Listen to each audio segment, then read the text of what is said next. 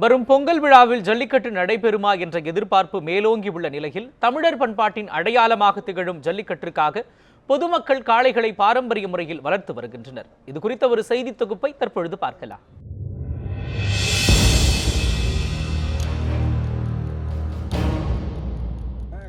மதுரை மாவட்டம் அலங்காநல்லூர், அவனியாபுரம், பாலமேடு ஆகிய ஊர்கள் ஜல்லிக்கட்டுக்கு பெயர் பெற்றவை.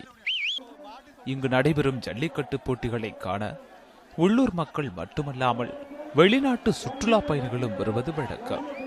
அத்தகைய சிறப்புமிக்க ஜல்லிக்கட்டுக்கு தடை நீடிக்கும் காரணத்தால் தமிழகத்தின் பாரம்பரிய காளைகள் இறைச்சிக்காக அடிமாடாக அனுப்பி வைக்கப்படுவது அதிகரித்துள்ளது.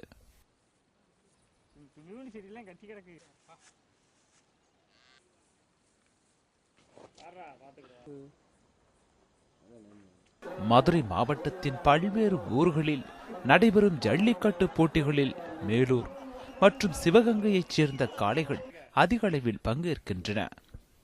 அந்த காளைகளை வளர்ப்போர் அவற்றை தங்கள் பிள்ளைகள் போல கருதி மிகவும் பாசத்துடன் வளர்த்து வருகின்றனர். காளைகளுக்கு பருத்தி கொட்டை, புண்ணாக்கு, கடலை மிட்டாய், வாழைப்பழம் ஆகியவற்றை தீவனமாக கொடுத்து வருகின்றனர். மேலூர் பகுதியில் திருமணத்தின் போது ஒரு ஜல்லிக்கட்டு காளையையும் சீதனமாக கொடுப்பது வழக்கம். நீங்க எங்கள் ஜல்லிக்கட்டு நடத்தி கொடுக்கணும். எல்லாரும் இதை எங்களுக்கு எனக்கு மையங்களுக்கு சீதனமாக கொடுத்த மாடு, எங்கள் அப்பா வீட்டில இருந்து கொடுத்த மாடு, நான் அதை விடக்கூடாதுன்னு சொல்லி வீரமாக இருக்கிறதுனால நான் வளர்க்குறோம். நீங்கள் அப்படி இருப்பதுனால நீங்கள் என்னைக்குமே ஜல்லிக்கட்டு நடக்கணும்.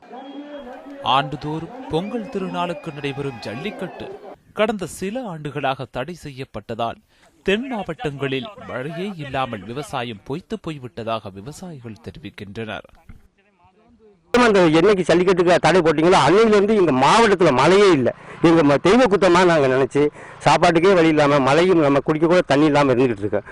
ஆகவே இந்த தடை மத்திய சர்க்காரும் மாநில சர்க்காரும் சேர்ந்து எங்களுக்கு இந்த தடையை நீக்கி இந்த வருஷமாவது விழா கொண்டாடுற மாதிரி இப்போ என் பிள்ளை குட்டியை கூட்டியாந்து வந்து நாங்கள் சாமி கும்பிட்ற மாதிரி ஏற்பாடு பண்ணுமாறு தாழ்மையுடன் கேட்டுக்கொள்கின்றோம்.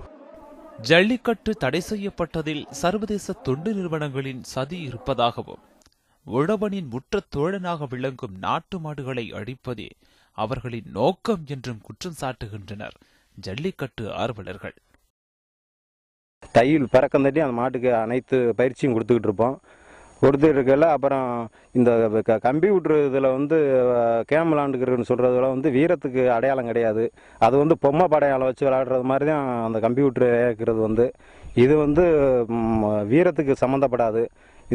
இந்த மாதிரி இருந்தால் எந்த பயிற்சிக்குமே எந்த இராணுவம், மிலிட்ரி, ஆர்மி எல்லாத்துக்குமே எங்களில் ஆள்கள் இதாகாது.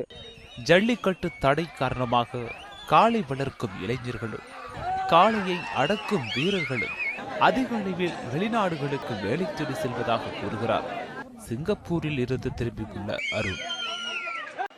அடுத்த மாதம் பொங்கல் விழாவின் போது ஜல்லிக்கட்டு நடைபெற வேண்டும் என்பதே காளை வளர்ப்போர், ஜல்லிக்கட்டு ஆர்வலர்கள், தமிழக மக்களின் எதிர்பார்ப்பாகவும் உள்ளது.